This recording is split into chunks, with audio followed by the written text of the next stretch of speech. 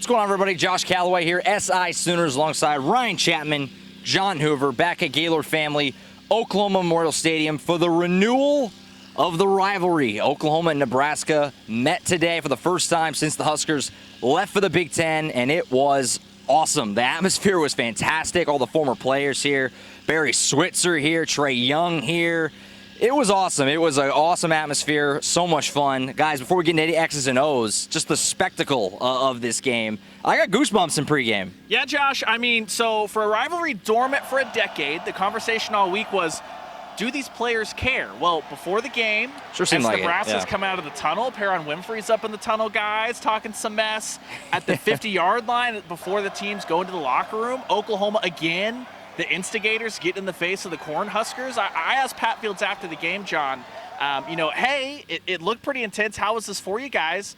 He said that it's his second favorite rivalry game he's ever played in outside of the 2019 OU Texas game. So Pat Fields played a lot of football here at Oklahoma. It seemed like it mattered today.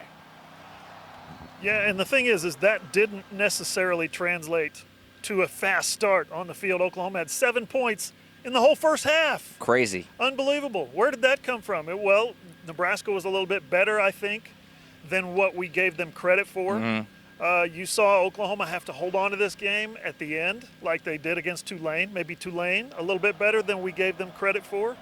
So this whole thing, a slow start for Oklahoma, 7 points, opened up with a touchdown, but then not much after that offensively. They had to get to the second half to have any kind of offensive production. And then on defense, you saw Nebraska with a handful of third down conversions and a fourth down conversion and some clutch plays, and you're thinking, is Oklahoma going to get off the field today?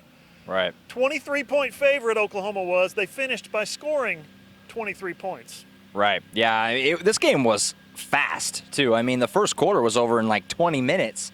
Very short number of possessions in this game. Lincoln Riley compared it to the Army game a few years ago, which I thought was an interesting comparison in postgame because it was like that. Very short number of possessions, long possessions, a lot of clock melting off, and you saw that with the way the score looked, and obviously that first half was like over an hour, just barely, of real time. Now, we'll dive into offense first. Spencer Rattler did some good things today. Probably needs to be better, though. Ryan, why don't you dive into that? Yeah, another situation, kind of like Tulane, where did he play poorly?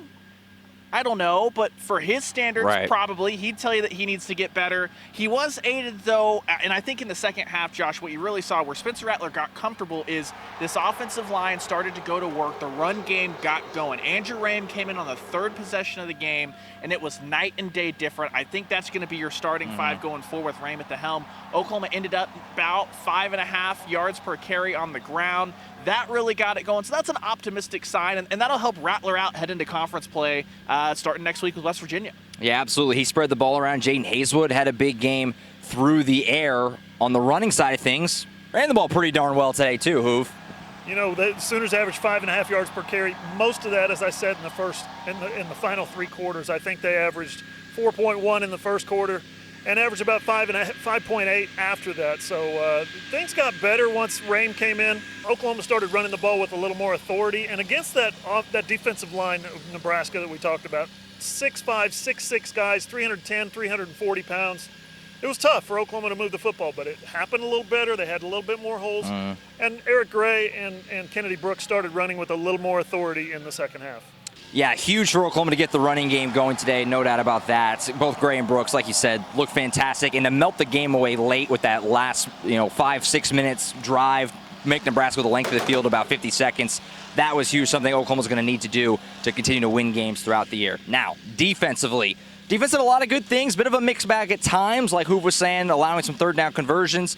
But for the most part, pretty good. Got the late turnover, which was all-time. Yeah, that DJ Graham interception, holy cow, guys. Yeah. One-handed, in traffic, back across his body. Funny enough, I kind of talked to Hoove in the press box. I was saying, as awesome as that play was, OU would have probably rathered him drop the ball, let it go, but DJ Graham explained that. He did say that how high the ball was, all that stuff, and in the moment, he just wasn't thinking about that. Lincoln Riley said he considered challenging it to try to get the incompletion, which is awesome. Hilarious. But, it's big time, and it's kind of what that pass rush does. It forces the quarterback, Adrian Martinez today, to speed up his clock and get going, and when you're a little inaccurate, and you've got guys that can just absolutely pluck a ball out of the air like DJ Graham, that's exactly what you want to see. On the third down stuff, if you look at it, the 3rd and longs, right? 3rd and 9+. OU was actually 2 for 7, or Nebraska converted 2 of 7. OU had 2 sacks in those situations. Right. So it was the 3rd and shorts that killed them. But John, based on how this defense is built, just kind of the smaller nature of the defensive line, like 3rd and shorts is always going to be a problem against the line the size of Nebraska's.